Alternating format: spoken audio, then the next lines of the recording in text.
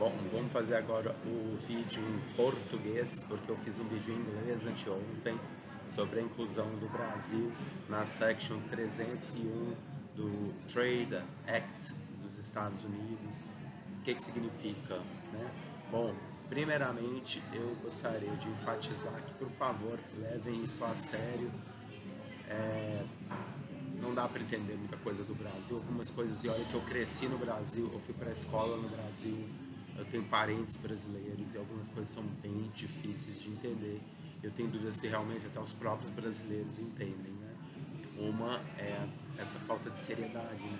Como pode ser que uma lei decretada, o país mais rico do mundo, o país mais famoso do mundo, manda uma lei decretada, super séria, que fala que o Brasil está abaixo de investigação, o país inteiro, em 6 aspectos bastante sérios, que além do mais estão colocando impostos de importação no valor de 50%.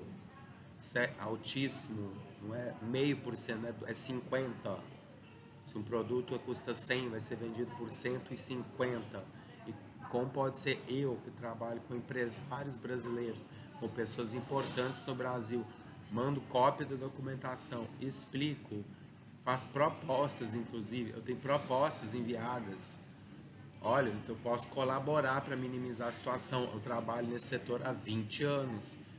Brasil e Estados Unidos principalmente, também outros países, mas principalmente 80% do meu tempo, minha vida inteira é Brasil e Estados Unidos.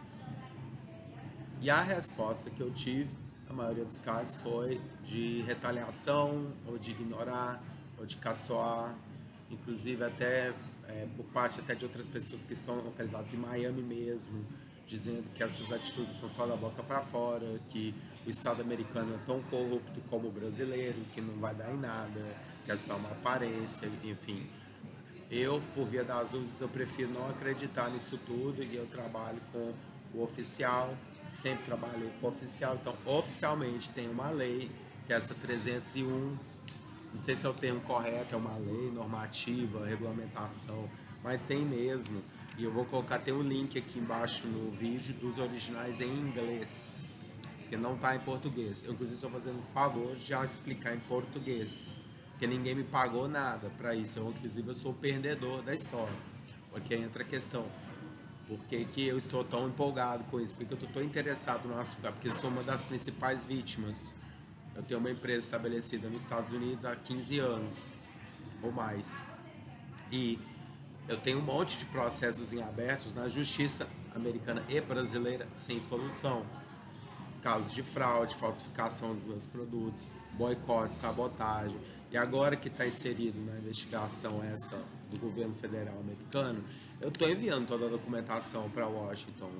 Eu tô, no que é possível, eu estou comunicando tudo. Porque, por exemplo, eu tenho casos até de antes de eu abrir a minha empresa, de 2000, 2009, de casos assim, de abrir lojas de imóveis brasileiros nos Estados Unidos, e acabou numa confusão, que não abriu nada, não deu para entender nada. Eu tinha clientes bilionários, com bilhões de dólares disponíveis para investir na indústria moveleira americana, brasileira, nos Estados Unidos. E não foi para frente, deu maior confusão, um rolo que ninguém nunca nem entendeu, nem eu, nem os clientes. E eu, não dá para entender. E claro que uma boa investigação vai tratar de entender o que houve. Se foi uma ação de sabotagem, se foi simplesmente usado. Pode ser que seja essa agência da Apex Miami nos Estados Unidos, pode ser que seja simplesmente para fazer phishing, para roubar a propriedade intelectual americana. E aqui está eu roubado, né, inumeráveis vezes.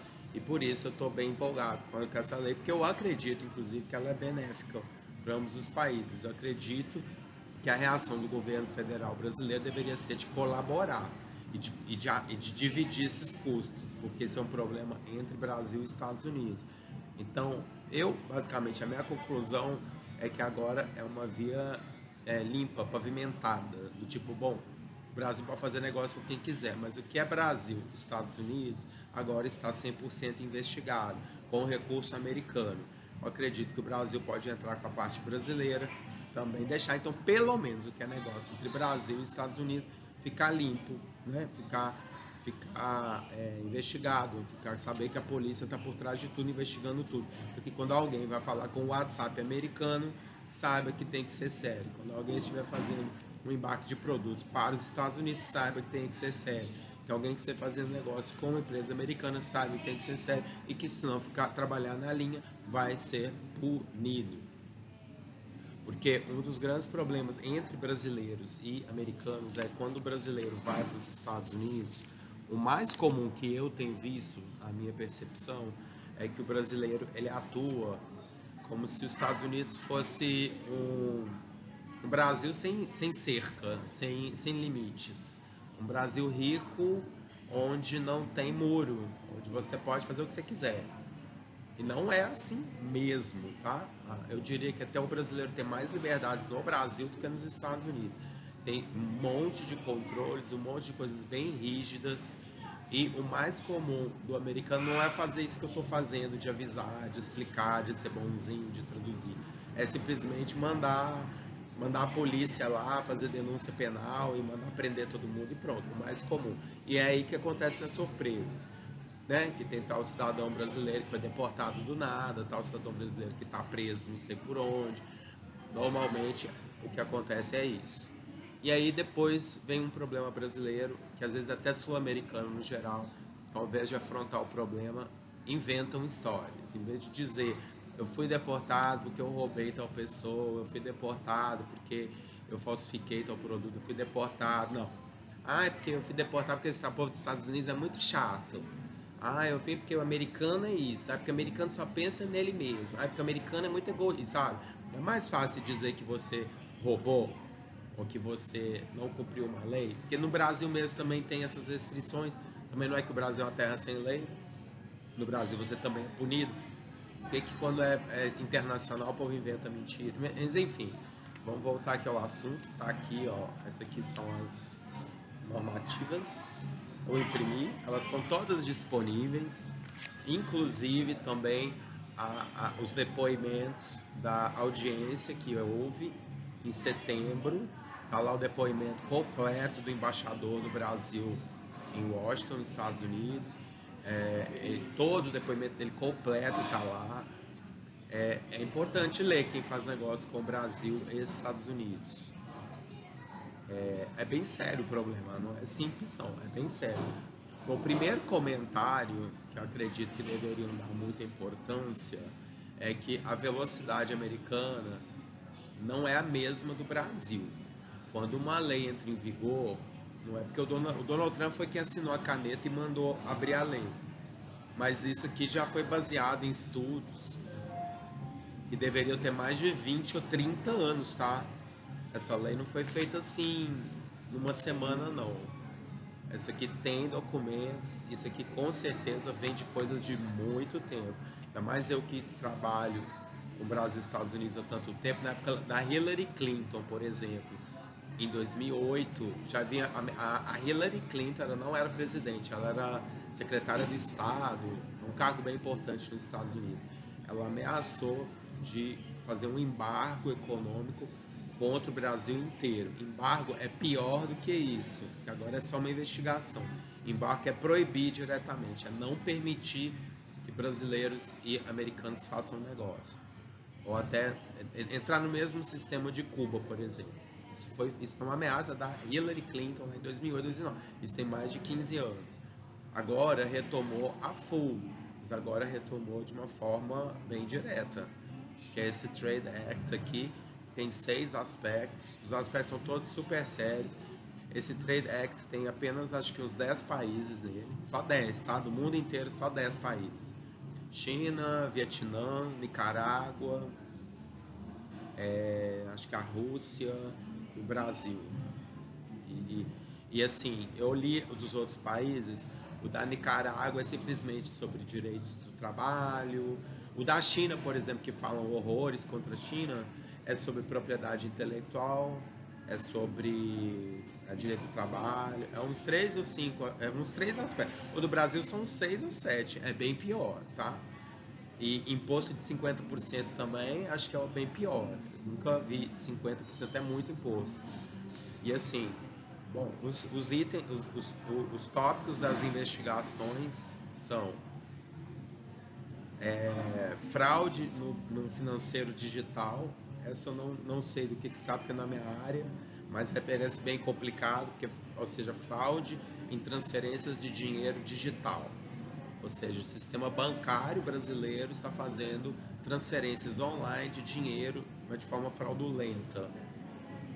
Ou seja, não sei o que seria, talvez golpes do tipo empresas brasileiras pedindo dinheiro, transferem o dinheiro, não recebem.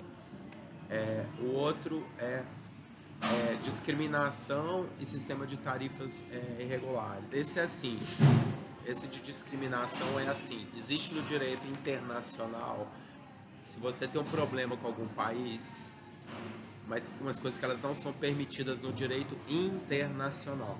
Então vamos supor, se você tem problema com o país, mas você não pode colocar uma legislação específica de que você não pode fazer negócio com tal país.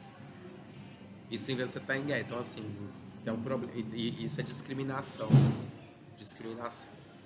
O outro é fracasso do Brasil nos problemas de anticorrupção. Bom, isso quem mora no Brasil sabe que é bem difícil, né? Que a corrupção no Brasil é parte da cultura brasileira, está toda imersa na cultura brasileira. O brasileiro copia, falsifica, se roubam entre os brasileiros, é normal, para quem conhece bem o Brasil, sabe que isso é parte do dia a dia no Brasil. Mas daí o problema aqui, no caso particular, é que eles vão para os Estados Unidos e continuam com a mesma cultura, tal, que não é como estão dizendo que os Estados Unidos é igual ao Brasil, que lá também é só tudo vai terminar em pizza, que é só o Lula ir lá falar com o Lula, oferecer um dinheiro da JBS, essa lei aqui já vai ser toda sepultada. Eu não acredito nisso, tá? Eu não iria nessa linha, tá? Problema de o outro aqui, problema de propriedade intelectual. Isso, eu sou vítima disso, eu já fui roubado várias vezes no Brasil. O crime que eu sou vítima número 1 é roubo de propriedade intelectual. Não são as minhas marcas que foram falsificadas, mas eles roubam os meus contatos, roubam os meus contratos. Eu envio um contrato para uma empresa brasileira, o empresário brasileiro copia e cola o conteúdo do contrato e refaz e revende a minha ideia como se fosse dele, por exemplo, entende? Isso é roubar a minha propriedade intelectual. Ou seja, o próprio conteúdo da minha oferta já é roubado, e já é copiado e já é utilizado. Só que não é a minha empresa, é uma outra empresa que está fazendo isso. Já fui vítima disso inúmeras vezes no Brasil, é parte da cultura local e não tem jeito. Então, com o Brasil e os Estados Unidos não tem condição. Tem que ser tudo investigado, controlado, não pode ser assim livre que não vai funcionar. O problema do etanol, mesma coisa, acesso ao mercado do etanol, isso é discriminação. Por que permitem empresas de outros países, mas não permitem as americanas? Isso é discriminação, porque também os Estados Unidos não fazem isso. Foi o Brasil que começou essa disputa, tá? Porque isso nunca teve, nos Estados Unidos nunca teve nada contra brasileiros. Mas o Brasil começou isso tem muito tempo já. E aqui o devastamento ilegal da Amazônia. Bom, esse eu também trabalhei direto no setor, eu trabalho no setor também Amazônia, e realmente é bem complicado. É como que assim, aqui está falando da parte prática, não da parte de discurso. A parte da imagem e do discurso, não só o brasileiro, como o sul-americano no geral, são assim, né? Top do mundo, né? Melhor aparência, melhor discurso do mundo você vai ter de alguém da América do Sul. Vão fazer discursos maravilhosos, eventos fantásticos, foto, imagem, vídeo, índio sorrindo, criança chorando, aquela maravilha, né? Mas na verdade, quando vai ao concreto, faz um raio-x, estuda o caso, a realidade é às vezes até ao contrário. Estão devastando tudo, estão matando tudo, estão queimando tudo, tá seca. É só ler as notícias aí do caos que é a administração das florestas, né, no Brasil. Eu participei ativamente do setor, também foi um fiasco. Depois de 2 anos de trabalho, tinha os mesmos problemas, fui vítima de fraude, eu fui usado.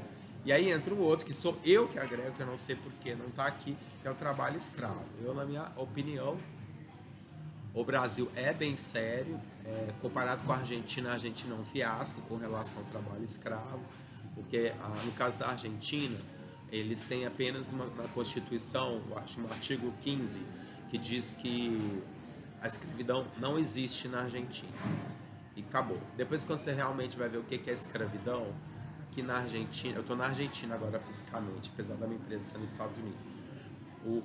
Na Argentina, eles dizem que a escravidão é você ser encarcerado e vendido como um objeto. Isso é proibido. Então você não pode comprar uma pessoa e revender. Só que assim, escravidão não é unicamente isso. Isso é um dos aspectos, né? Mas da escravidão radical. A escravidão é você trabalhar de graça, você ser usado, é você não receber um salário, é você receber um salário menor. Se o custo de vida é 10 mil, estão te pagando 500 reais. Não, você está sendo escravizado, você está trabalhando apenas para comer. Aliás, às vezes até é mais conveniente, porque o que escraviza não está tendo nenhum custo nem de te dar onde morar. Quando você está encarcerado, pelo menos quem te escraviza está tendo que te dar de comer e um abrigo, né? Então assim, o caso da Argentina é um fiasco total. Eu estive estudando a legislação trabalhista argentina, é um fiasco total. E não tem. Mas no Brasil, não. O Brasil tem até uma legislação trabalhista bem séria. O Brasil, em 1889, abandonou a Argentina e entrou no grupo dos países que aboliram a escravidão de forma séria. Então, tanto que a Guerra do Paraguai é antes de 1889. O Brasil se aliou à Argentina contra o Paraguai em 1865. Isso é antes, tá? A lei da abolição da escravatura é de 1889 e ela é vigente. E o Brasil, dentro de tudo, tem uma legislação bastante boa. Agora, colocar em prática, outros 500, né? E daí eu acredito que não se coloca em prática. Entramos na mesma linha da floresta amazônica. Por imagem, discursos, festas, eventos promocionais, mas depois no concreto estão queimando tudo, matando tudo, roubando tudo. Então, assim, entra a questão da escravidão. E aí, a questão da escravidão, na minha perspectiva, é que também justifica todas as outras. Porque dentro do eu que trabalho Brasil e Estados Unidos, para mim o principal ponto de conflito também ocorre com outros países é a ausência. No caso de Brasil e Estados Unidos, o ponto de conflito é tonificado, ele é turbo, porque os dois países têm muitas coisas em comum. Uma diversidade de povos diferentes, países continentais, países grandes, países com economias muito fortes, países ricos. Então, são países de dimensões continentais. Então tem realmente um confronto assim, quase que direto. Mas, no aspecto classe média e combate à escravidão, os Estados Unidos é muito mais sério do que o Brasil. Então, isso acaba que o Brasil não tem uma classe média. E o fato do país não ter uma classe média, o fato do Brasil se espelhar tanto nos Estados Unidos, mas sem classe média, é o que talvez, no meu parecer, resulta nessa relação tão conflitiva. Porque a minha dificuldade número 1, sempre com o Brasil, é fazer o brasileiro entender que eu não sou nem favelado, nem elite superbilionária. Que eu faço serviços, que eles têm um valor.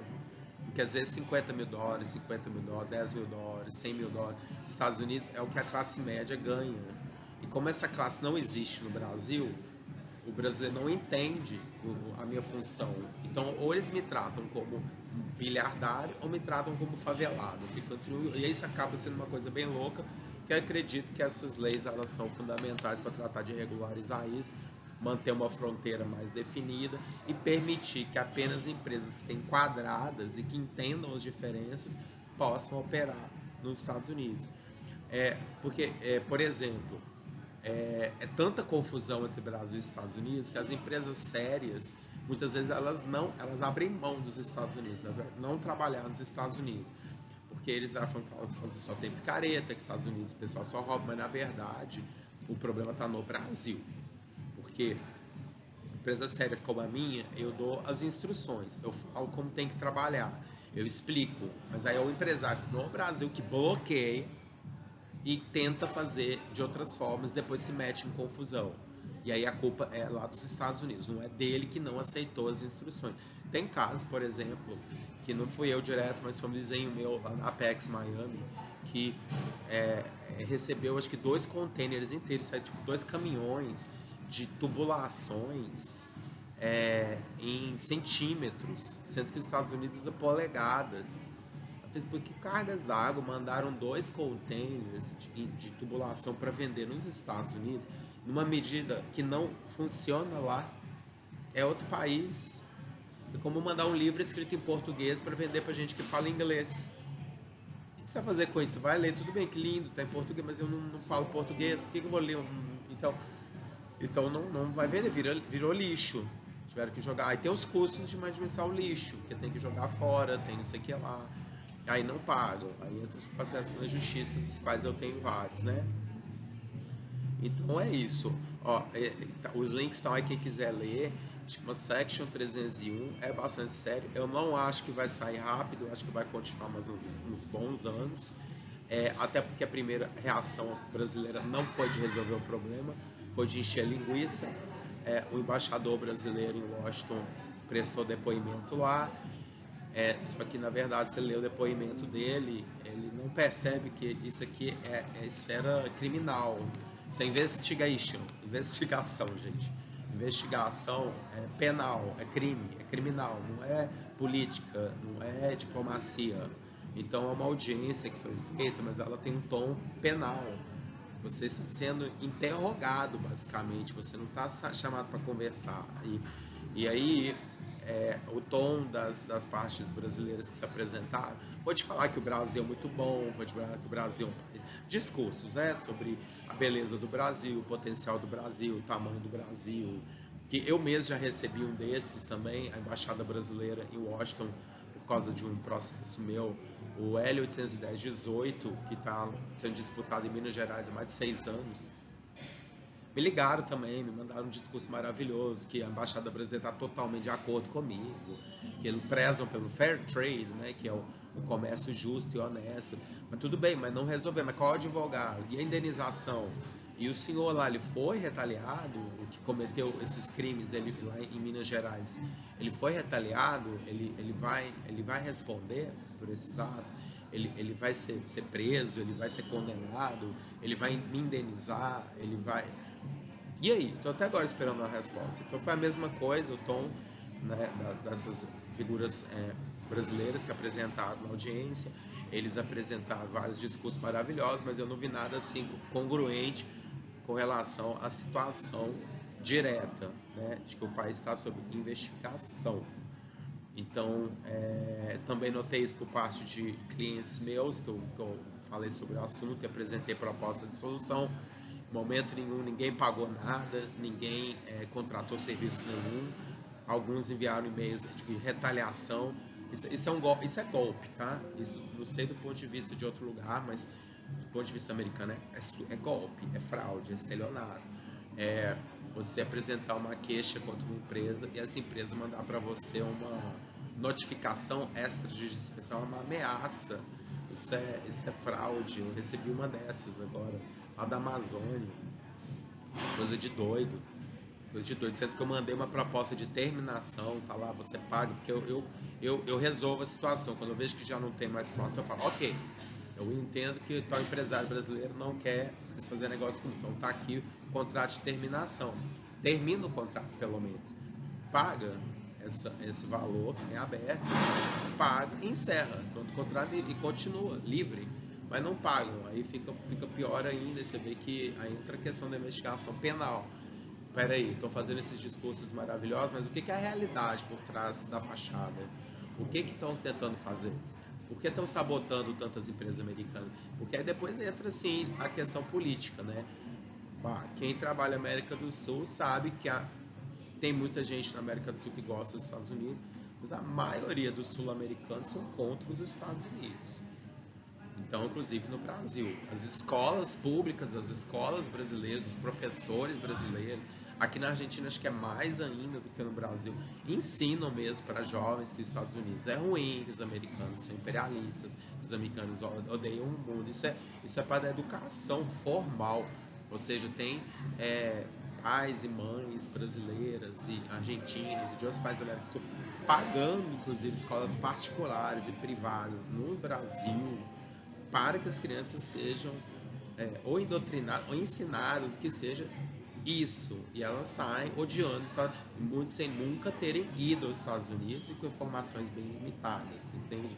Então, assim, existe. Então, assim, é uma fronteira adicional, é investigação.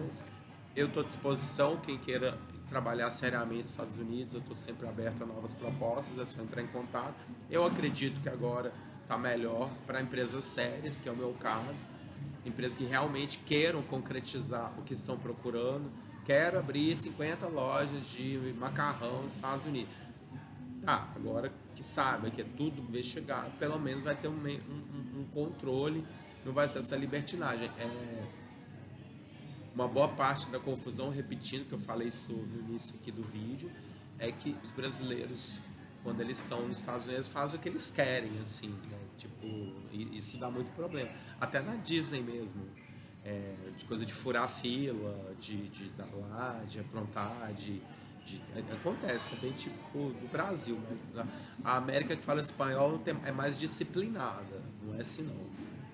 O brasileiro é bem indisciplinado. Tem N casos assim de reuniões, de negócios que envolveu empresários brasileiros presentes e que os empresários brasileiros começaram a falar mal dos meus clientes em português, por exemplo, na frente dos meus clientes, na mesma mesa, cara a cara, em português, achando que a pessoa não ia entender, mas os gestos faciais é para entender tudo.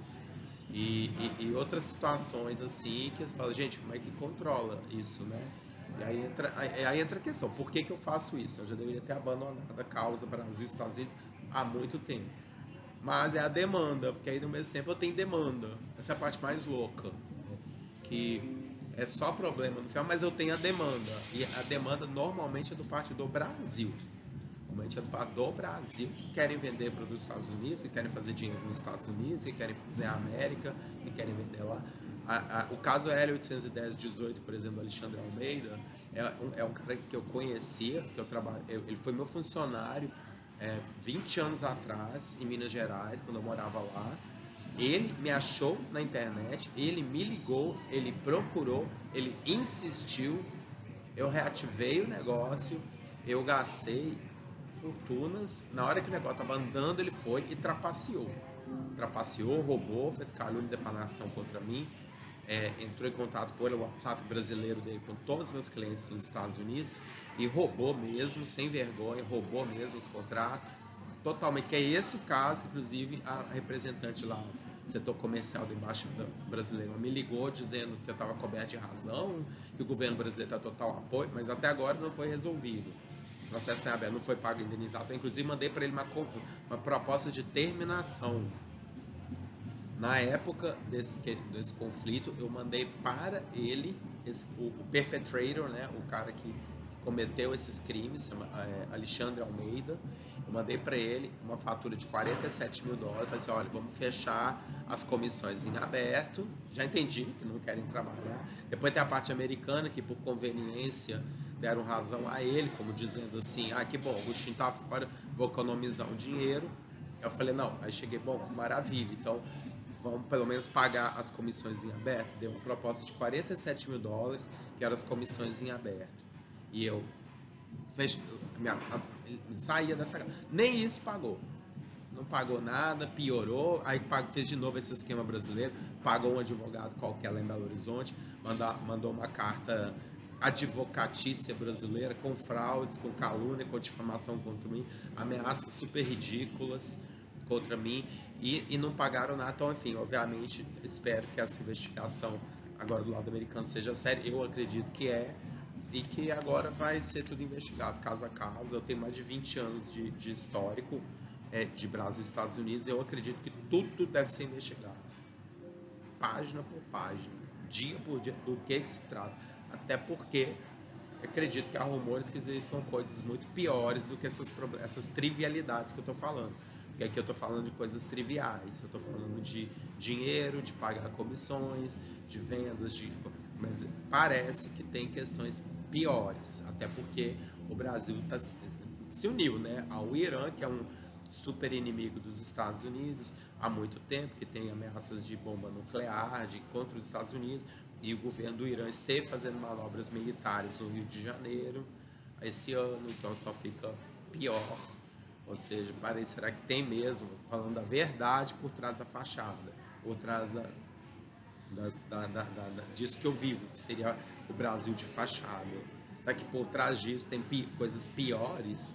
Ou seja, tem ações ou terroristas ou do governo do Irã por trás sabotando e tentando se infiltrar nos Estados Unidos, usando pessoas como eu mesmo? Será que eu não fui usado para coisas muito piores que eu nem sei do que se trata? Entende? Será que tudo isso foi sabotagem? Será que eles não estavam simplesmente roubando? Me usaram, como eu tenho visto, eu tenho empresa lá, eu entro e saio quando eu... Não quando eu quero, mas eu entro e saio dos Estados Unidos. Então, tenho ficha limpa, né? Tanto no Brasil, está tudo que é lugar. Então, estavam tentando... Ou me usaram mesmo. Será que tem coisas piores? E que foi usado... Que a própria Apex Miami, que é essa instituição, agência de promoção de exportações e investimentos do Ministério lá do Brasil, da Indústria e Comércio do Brasil, que está em Miami há uns 20 anos, que inclusive justifica por que a minha empresa está em Miami, que é uma coisa curiosa também, porque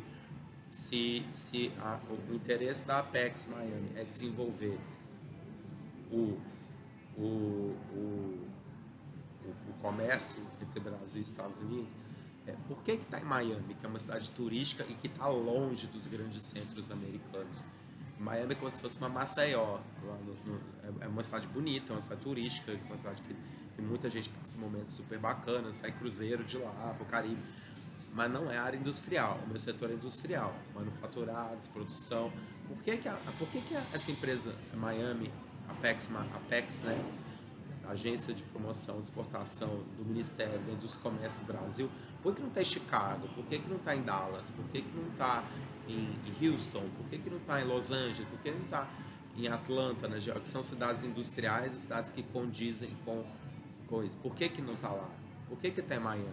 Do que se trata? Então assim, está tudo sendo investigado agora. E às vezes até eu mesmo tenho umas belas surpresas, né? E agora, eu acredito que vai ser uma investigação bem longa. Vai durar aí mais uns 20 anos, tá? Então, bom, eu tô aqui, siga no meu canal. Esse aqui se chama Bring Civilization Back Trusts, que é outro assunto que é relacionado, que significa ao trabalho comercial, que é o que eu faço, que foi bombardeado radicalmente nos últimos 10 anos, que tentaram substituir por trabalho online. Não está funcionando, uma bela porcaria. Era bem melhor, era um super trabalho comercial. Uns 20 anos atrás, quando eu comecei a carreira, era espetacular, um trabalho super bom. Agora é só amolação, fico no telefone o dia inteiro, no celular o dia inteiro. O risco é altíssimo de receber as comissões, de receber os pagamentos. É um outro problema que é mundial, não é só do Brasil nem dos Estados Unidos, né? Mas bom, estamos aqui, Augustinho Tomás Cáceres, O'Brien, tá bom? Eu sou italiano, brasileiro, americano, argentino e irlandês. Eu tenho duas cidadanias, italiana e argentina, mas eu tenho residência no Brasil, na Irlanda e nos Estados Unidos também. E a minha mãe italiana e meu pai irlandês e argentino. Por isso que eu fico nessa combination de nacionalidades, tá? Então, e no Brasil eu morei em Belo Horizonte, Minas Gerais, São Paulo, capital, e Gramado, no Rio Grande do Sul. Tá bom? A maior parte do meu tempo em Belo Horizonte, Minas Gerais, onde eu tenho parentes e onde eu passei a minha infância, tá? Então, saludos a todos e hasta luego desde Rosario de Argentina.